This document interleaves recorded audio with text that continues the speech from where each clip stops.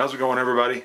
Today I want to do a video, do a side-by-side look at my Ruger GP100 and my Smith & Wesson 686. I've never done a video before comparing or showing the differences between a Ruger and a Smith & Wesson. Anybody that's been in the gun community or into guns for any length of time, this is all very, very basic information. But for people who may not be real familiar with revolvers and stuff, this could have a little bit of information that might interest you. The truth is, the real reason I want to do this video is because I just want to show them off. Just want to show them off. But this one here is the Ruger GP100. This is the Wiley Clapp edition. The only thing that makes this a Wiley Clapp is it has a different sight system than a standard GP100. This has a Novak rear sight and a Fiber-Optic front sight. Has the, I guess these are a Wiley Clapp grip panel on here. And the finish on this, they call it a Hawkeye matte stainless finish. The 627 is an 8-shot 357 Magnum. This is actually built on the end frame, which the end frame primarily is for the 44 Magnum line. Like the 686s are an L frame, a little bit smaller than the end frame, but the only thing I can figure why they put this in an end frame is because it's an 8-shot 357, so pretty much all they needed to do was put 8 holes in this cylinder for 357 versus 6 for 44 Magnum. And that's a total assumption on my part, but I bet that there's something to it. Versus them taking a L frame, which is smaller, and putting this big fat cylinder in it because it's an 8-shot. I think that's why this is probably in an end frame Smith & Wesson. Now Smith & Wesson makes like a J frame, a K frame, an L frame, an N frame, and an X frame. Your J frame are your little small pocket 38s. You know, you can get some oddball calibers, you know, a 32 Magnum, which my wife happens to have one of those. But they're the small, usually with the, you know, 2-inch barrels, 5-shot, so on and so forth. And as you go up to like a K frame, you can get a K frame and a 38, but it's just going to be a little bit bigger gun. L frames, N frame. According to Smith & Wesson's website, I went right to their website to see what calibers they offer in an N frame, and the only caliber that they offered was 44 Magnum, other than the 627. Now the 627 here is a 357, but it is, like I said, an 8-shot. Now one thing you're going to see, obviously, between an 8-shot and a 6-shot is you're going to have a much larger cylinder. You can plainly see how much wider that 8-shot cylinder is than that 6-shot. Now, if you was to take a 44 Magnum and put it up, a 6-shot 44 and a 6-shot 357, put them up side by side, I'm guessing that right there is about what you'd see. Okay, so hence an end frame, primarily 44 Magnum, unless you're doing a 357 Magnum with 8 rounds in it. We're going to do a little bit of looking here. I'll start off with the Ruger, how the cylinder is opened. You have this, it's actually just like a push button right here. You just push that down, cylinder flops right out. Okay. Smith & Wesson, this pushes forward. Push forward, cylinder flops out. You'll see that a couple other that I know of manufacturers use this same style as the Smith & Wesson. Charter Arms and Taurus. Now there could be others out there that use the same type of cylinder release, but this is, you know, started or whatever by Smith & Wesson. Okay, Now, if you had a Colt has got a knob here that you actually would pull back. Have to grab it, pull it back, and then the cylinder would come out. This particular gun here is in a matte stainless finish. This is a 4 1/8 inch barrel. This gun weighs in at 41 ounces. This here is a Hawkeye Stainless. Okay, it's just a little bit darker in color than the Smith. Okay, but they're really somewhat close. You know, they have a dull stainless finish, but this has the Novak sights. I'm losing my train of thought here. Now, your standard GP100 will not come with these sights. It will have a sighting system that's more along the line of the Smith & Wesson. Now, you get into a Ruger GP100 in a 3-inch barrel like this, the standard GP, I have not seen one that has got adjustable sights. They have fixed sights on them. Now, you get up to the 4-inch and bigger, where they come with an adjustable sight on it, a lot like the Smith & Wesson has. Okay, this has your standard red front ramp, very common on Smith & Wessons. A couple of other differences between these two guns. I like them both a lot.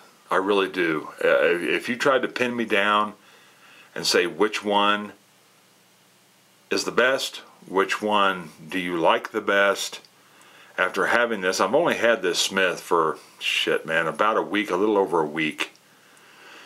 And I really do like the trigger, the action on this. This has kind of a shorter feeling action only because it's 8-shot. Okay, you see the distance between the cylinder boards, the cylinder holes there, in there. There's not much metal between there. Unlike on here, there's a lot more metal between each cylinder hole. Okay, so hence whenever this is cocked and rolls around, this rotates a little bit farther. Okay, and that gives it a different feel. I don't know how to explain what the feel is, but that is a much shorter rotation coming around. They're both very smooth. The triggers on the two, now I've done trigger pulls on both of these. You know, whenever I get a new firearm, I usually do a video right away, give you all the nerd information, so on and so forth. But since I've had this, when I first got this brand new, the GP100, it was pulling right at 12 pounds in double action out of the box. Today I'm seeing around 8.5 to 8 3/4 pounds.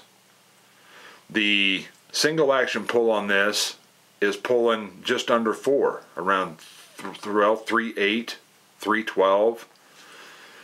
And the Smith & Wesson is pulling high 3s, low 4s. Okay? The double action pull on the Smith & Wesson is around the 8-pound mark. So the trigger pulls on the two are very, very close. The action on the two is very, very similar as far as smoothness. But if I had to say, I would say that this Smith is just a little bit smoother than that GP100 is. Okay, but that should stand to reason, because this here is a Pro Series, which this is an assembly line 357 that goes back to the Performance Center and pretty much has 3 things done to it. It has a performance barrel installed on it. It has the cylinder chamfered and set up for moon clips. Okay, so these holes are chamfered, make it easier for loads and for reloads. And it has had trigger work done on it. The GP100 here, as far I haven't read anything that says that these here have had any kind of special trigger work done on them. One thing I do like about this Smith & Wesson, is it going to focus? Probably not. You see how much wider the hammer is on that Smith versus the narrow on the Ruger.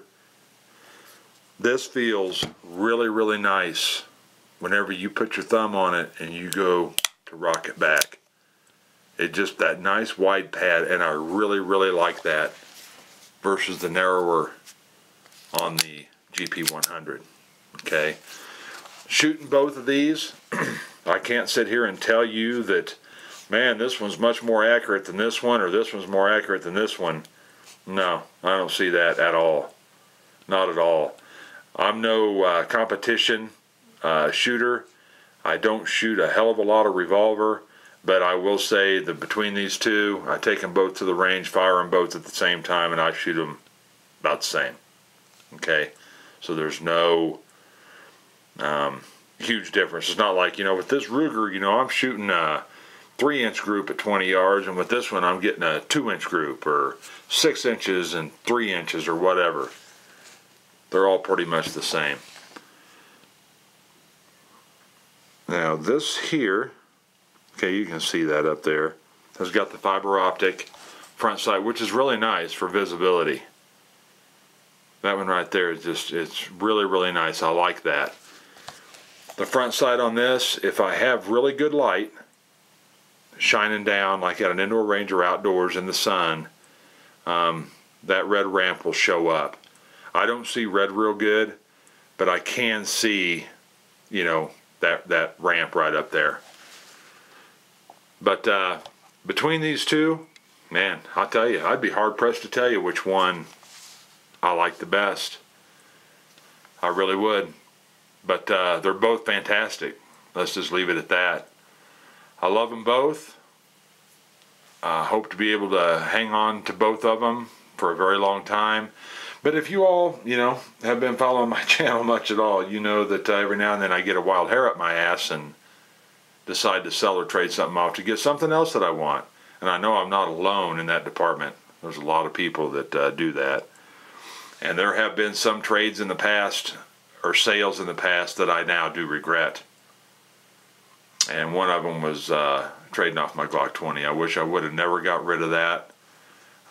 Someday I hope to replace that.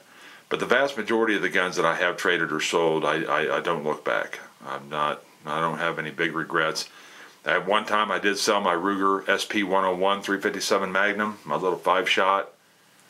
I sold it, regretted it, and I have since replaced it, so I have another one again. And I think that's going to probably happen with the Glock 20 as well. But anyway, I just wanted to bring these out. I wanted to show them off and kind of just do a side-by-side look at them. Let y'all just kind of see them. Do a little comparison on the two as far as features and all that kind of stuff. But they're both fantastic, fantastic wheel guns. Thanks for watching, guys. I'm going to get out of here. Y'all take care. Appreciate all of you. We'll see you.